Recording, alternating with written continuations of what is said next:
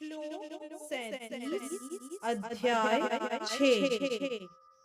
अर्जुन उवाच अयति श्रद्धयोपेतो योगाच्चलितमानसः अप्राप्य योगसंसिद्धिं कामगतिं कृष्ण गच्छति।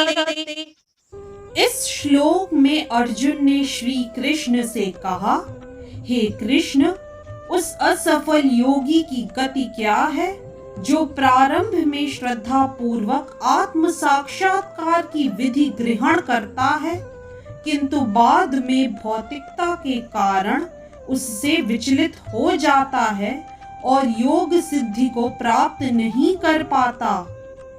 यदि इस श्लोक का विस्तार करें तो भगवद गीता में आत्म साक्षात्कार या योग मार्ग का वर्णन है।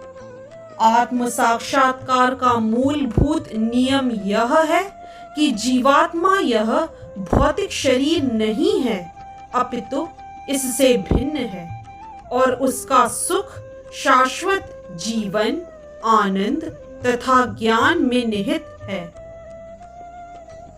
ये शरीर तथा मन दोनों से परे है। आत्म साक्षात्कार की खोज ज्ञान द्वारा की जाती है। इसके लिए अष्टांग विधि या भक्ति योग का अभ्यास करना होता है। इनमें से प्रत्येक विधि में जीव को अपनी स्वाभाविक स्थिति, भगवान से अपने संबंध तथा उन कार्यों की अनुभूति प्राप्त करनी होती है जिनके द्वारा वह टूटी हुई श्रृंखला को जोड़ सके और कृष्ण भावनामृत की सर्वोच्च सिद्ध अवस्था प्राप्त कर सके।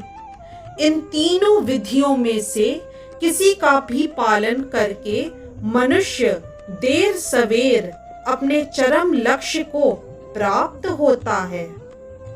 भगवान ने द्वितीय अध्याय में इस पर बल दिया है कि दिव्य मार्ग में थोड़े से प्रयास से भी मोक्ष की महती आशा है। इन तीनों में से इस युग के लिए भक्ति योग विशेष रूप से उपयुक्त है, क्योंकि ईश साक्षात्कार की यह श्रेष्ठतम प्रत्यक्ष विधि है।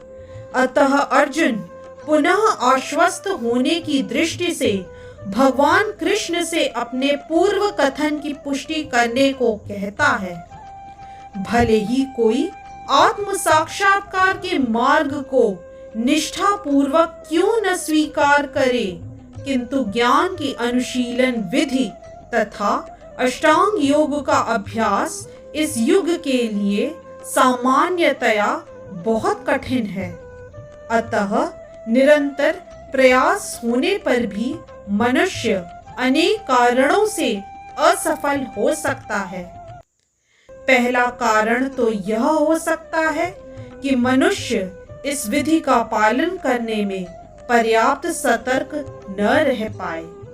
दिव्य मार्ग का अनुसरण बहुत कुछ माया के ऊपर धावा बोलना जैसा है। फलतः जब भी मनुष्य माया के पाश से छूटना चाहता है, तब वह विविध प्रलोभनों के द्वारा अभ्यासकर्ता को पराजित करना चाहती है।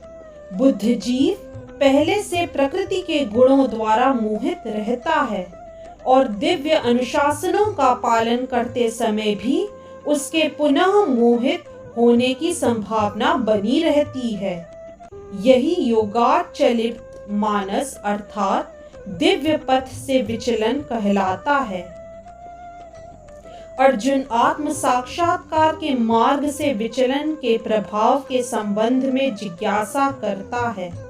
इस तरह से श्लोक 37 अध्याय 6 की व्याख्या यही संपन्न होती है। जय श्री कृष्णा। यदि आज का वीडियो आपको पसंद आया तो कृपया लाइक, सब्सक्राइब, कमेंट और शेयर करना न भूलें।